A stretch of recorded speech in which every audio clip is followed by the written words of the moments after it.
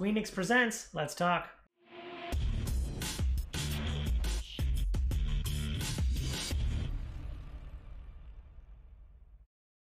What up, viewers? What up? What up? Calc Soups here, and today is Friday, March 19th, and that means it's time for a quick recap of the week in video game news.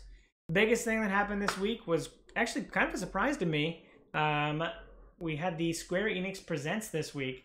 In my feed, I started to see a whole bunch of Life is Strange stuff, and I was like, what's going on there? And then I saw like some Outriders info, and I was like, something happened. So yeah, this week we had a 45-minute presentation on what's coming out for Square Enix. This kind of seemed like their E3, or what would have stood for their E3. I don't know if they would have, if this is a delayed stuff or an early announce of a lot of stuff, but let's jump in and talk about all the content that was in Square Enix's presentation.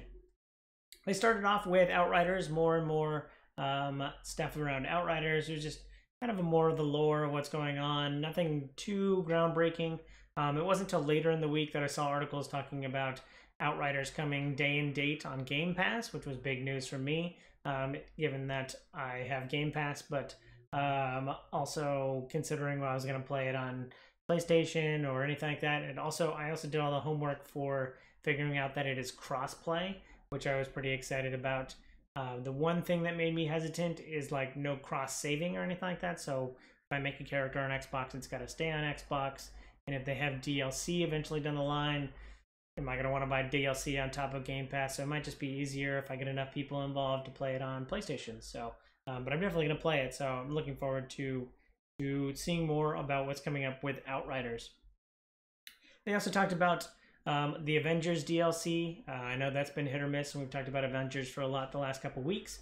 But the Hawkeye DLC is finally coming out, and it's got old Hulk. I'm not that big a Marvel fan, so I don't know what's going on there, but they have old Hulk, and they have Clint as Hawkeye kind of running around. They showed a little bit of his gameplay, and the bow actually looked kind of janky to me, but Hawkeye would be probably one of the two characters if I picked up Marvel's Avengers that I would actually play as. So I did kind of pay really close attention to how the character played, and I thought it was pretty interesting.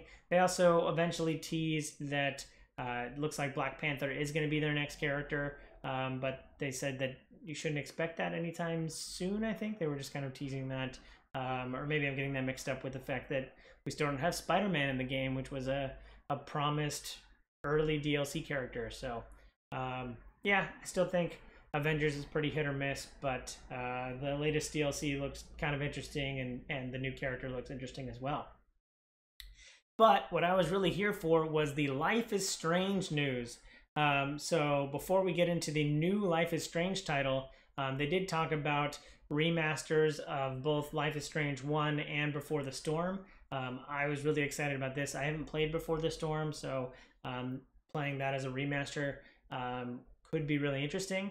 And then they also spent a good amount of time talking about the new Life is Strange game, True Colors. They spent a long time talking about kind of the narrative and what's going on, and I just like the feels that always go around with the Life is Strange games. I might be interested enough to go back and play Life is Strange 2, because I never played that one.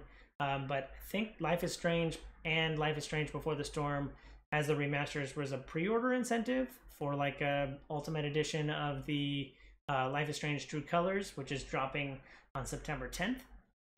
And so I think that's probably what I'm going to go in, is if I can get the remasters as included in my pre-orders for a game that I was going to buy anyway, then I'm all in for that. So just trying to scoop everything up all at once. But I was really excited. The characters seem really great.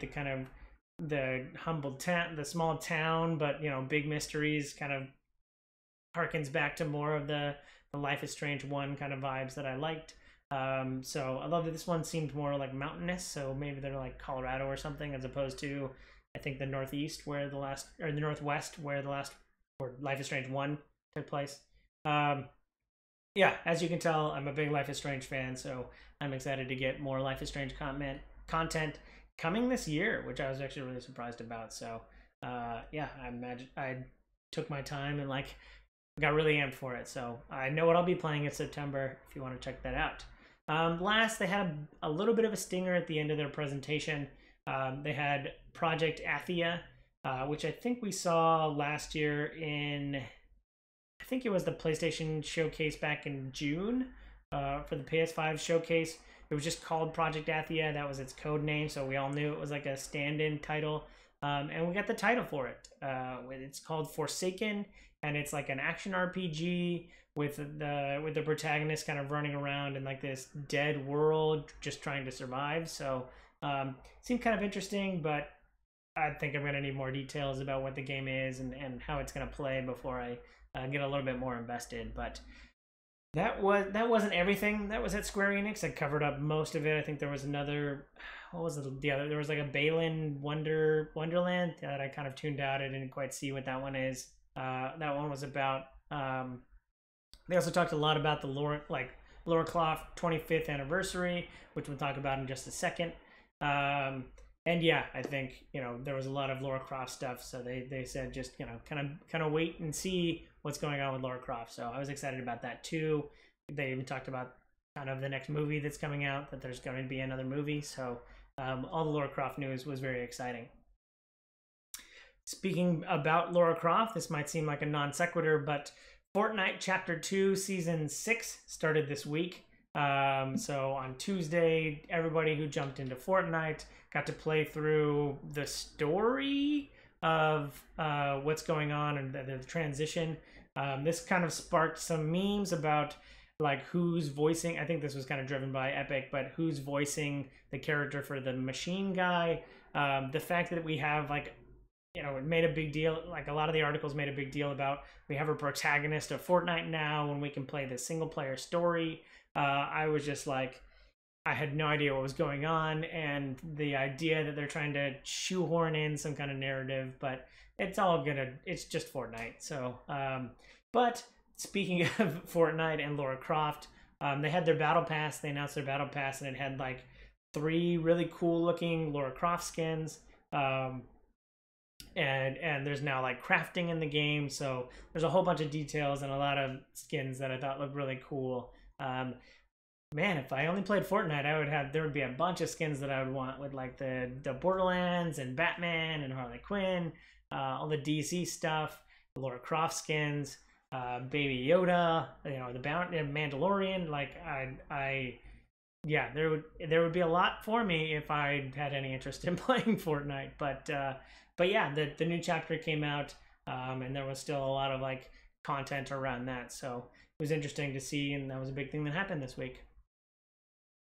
Another big piece of news was a new game, or a game got another confirmed release date. So we hadn't heard too much about the Dark Alliance, or Dungeons and Dragons: The Dark Alliance. We've been kind of not getting too much. I think last month or so we got like a cinematic trailer, but this week we got gameplay, and so we got to see the third-person perspective of like your character running around and butchering things.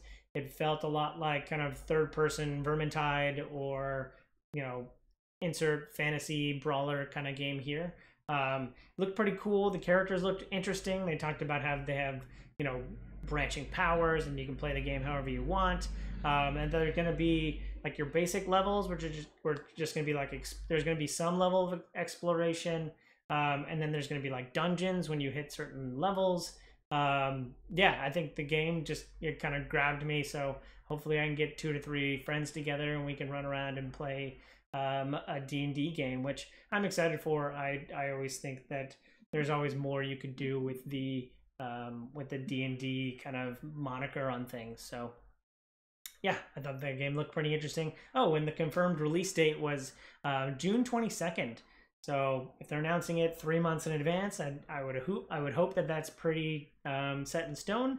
But we don't know anything about 2021 yet. So you know, I'm hoping that that's a pretty firm date, but not holding my breath. So looking forward to seeing more on Dungeons and Dragons: Dark Alliance. PlayStation made a big move this week. A couple big moves actually. PlayStation bought the fighting game tournament Evo. So I think they've been involved in like the esports for quite some time. Evo is like one of the biggest, if not the biggest, fighting game tournament. Where you have like the Street Fighter tournaments and Mortal Kombat and Tekken and Smash Bros and all that kind of things. Those all come together for once a year to, for players to play in Evo, the big kind of championship for the year. But PlayStation doubled down and they invested in esports. I thought that was pretty surprising, actually. I think a lot of companies are still kind of toeing the water on how much should they invest in esports, but PlayStation's all in. They bought Evo, so hopefully they can raise Evo to an even bigger kind of platform than it already is. And yeah, I just thought that was they're pretty interesting. I think a lot of companies are usually pretty timid and squeamish about what to do with esports, but the fact that PlayStation invested, hopefully that means that there'll be more investments and you can see greater things coming out of not only the fighting game esports but other esports as well. Also in PlayStation news, PlayStation VR 2 not only got confirmed pretty heavily, but we got to see the controllers this week. The controllers looked really interesting. They looked a little bit like, I believe, the Oculus ones or the Vive ones that go around your hand. They looked like, the best way I can describe it is like mostly like a hamster ball. Like they looked circular. They went all the way around your hand. You kind of sit there and you hold the controller, and you've got your basic kind of joysticks and buttons that you would normally have on a controller broken in half. But it also like wraps around the arm so that you're not gonna like throw it off like a Wiimote or something like that. Yeah, I thought that was, the fact that they are confirming that PlayStation VR 2 is a thing. What kind of compatibility you would have, I think, was part of the article as well. But we got the controller design, and I actually like the controller design of it. It like the fact that it can like wrap around your arm. It makes everything kind of feel around, and you're not gonna like whack your hand on the wall. At least you'll hit the controller first, if that's a good thing or not. But yeah, I thought that was pretty interesting, and I'm looking forward. I haven't invested in VR, and I'm thinking maybe I'll hold out until PlayStation VR 2 comes along. But I'm still interested between like that and the Oculus Quest 2. So it'll be interesting to see what I eventually pick up. But still always interested in the VR market space. Nope, I'm not talking about PlayStation anymore. Now we're talking about Xbox. Xbox, after getting so much crap for the Series X's boxy design, the Xbox fridge is pretty much confirmed that it's coming up. That's going to be a thing. There was like a 2-minute video with like partnerships with The Rock talking about Koa energy drink. Yeah, I think this is eventually going to be something that we can buy. We've seen it. There was also like a Twitter poll posted of like, would you be interested in it? So I think people are eventually going to be able to buy the Xbox fridge, which I just think is, and it's like wrapped like a Series X, and it's got like the top wiffle holes in it. So I think it's a great idea and definitely something that I'd be interested in purchasing. So I'm always looking for a good mini fridge. So I've never had one, and now's the time to get one. So, and it's got to look like an Xbox if it's going to fit in with all my memorabilia. So looking forward to seeing potentially how much that costs. Does it come with Koa energy drinks and all that? And I like the kind of video with the brand partnership with The Rock. So I thought that was really cool. Last week we talked about Microsoft's Halo's investment and brand partnership with Pringles, and now they are selling Moa Burger t-shirts, which I thought was great, and they had like a little ostrich on it. I think the tagline was "Have some Moa Burgers," and I thought that was great. I actually have already purchased mine from the Xbox store. They're available, so I'm looking forward to seeing eventually you'll see me in my Moa Burgers t-shirt, and I'll actually, like I said, I'm not opposed to trying the Space Ostrich Pringles, so looking forward to seeing what that's all about. Disco Elysium, the final cut, has finally given us a release date. I think we were always kind of expecting that it would be in the early spring months, and we're in March already, and we hadn't heard anything. But we got the confirmed release date of the kind of up-res definitive edition of Disco Elysium, which I had to go back and look was the title at the VGAs that got the most awards last year. So yeah, I think Disco Elysium is definitely worthy of that, and a game I was really interested in at the time. And now, ever since I heard about the kind of definitive Final Cut edition, I've kind of been waiting for that, and now I don't have to wait too much longer. So comes out March 30th. Content includes more VO lines, new quests, and some quality of life improvements. So definitely looking to pick it up and play that. So you'll probably see that on my Twitch channel coming as soon as it's available. Speaking of games that we haven't heard a lot of information about, Dying Light 2 has been kind of stuck in limbo for like 2 years. I think the last time we heard anything about Dying Light 2 on a big screen was at the 2019 E3 Xbox showcase. And then we knew that there was like production delays, and it got delayed out of 2020. And the studio said it had been delayed indefinitely, I believe. So they got together, they put together like a 5-minute video that I'll have a link down below in the description. They read mean tweets of like people saying, "Give me my effing game," and all that kind of stuff. So I thought that was a pretty good way to like, embrace the humor of like people on the internet screaming at you for a game that they feel entitled to. But they just said, "Hey, it's coming in 2021. You just gotta wait. We need as much support as we can get, because this support kind of lends us the power that we can kind of patiently continue to work on the game." So I thought it was a really good, well put together video that kind of humanized the developers a lot of the ways. They had a lot of the developers kind of read the tweets. So yeah, I thought it was a really humanizing instance, and I'm excited to see Dying Light 2. I don't know when it's going to fall, and it's going to fall anywhere. It's going to be probably in Q4 if they don't have a confirmed release date for it in March. That would be kind of my expectation. They also said wait for more details, and that you won't have to wait long. So I'm expecting something at E3 potentially to kind of confirm the release date. I know that people are really excited for it, and I played a little bit of Dying Light 1, but I really want to get into kind of Dying Light 2 and the open world parkour zombie stuff. I thought was always really interesting. So looking forward to potentially playing that later this year and getting more details, probably at E3. That's my guess. Last but not least, I saw a new game that's coming out that just kind of caught my eye and made me chuckle in the trailer. So I had to bring it up here. There's a GTA, Grand Theft Auto is going medieval in this game. It's called the Rustler or Rustler, just that. And it definitely feels like some of the classic GTA, like top-down GTA games. With 3D graphics, but still kind of the top-down. And I think you're just playing as a criminal in medieval times. They have like this whole humorous part about like stealing horses and taking people off their horses and like riding off through town. The part that got me to crack up was the kind of police horses that were chasing you had like red and blue sirens going off. I thought that was hilarious. I just started laughing like a crazy person during work today when I was watching that. So yeah, they also said that the game is coming, quote, coming when it's ready. So that's if that's not a 2020 2021 response, I don't know what is. But I don't know when the game's coming out, but I'm looking forward to seeing more on Rustler.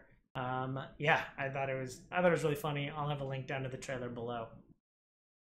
That's it for this week. Thanks for watching. I hope you enjoy this content.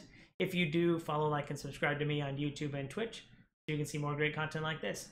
I hope you have a super day. I hope you have a super weekend. And I hope you have a super day. Bye!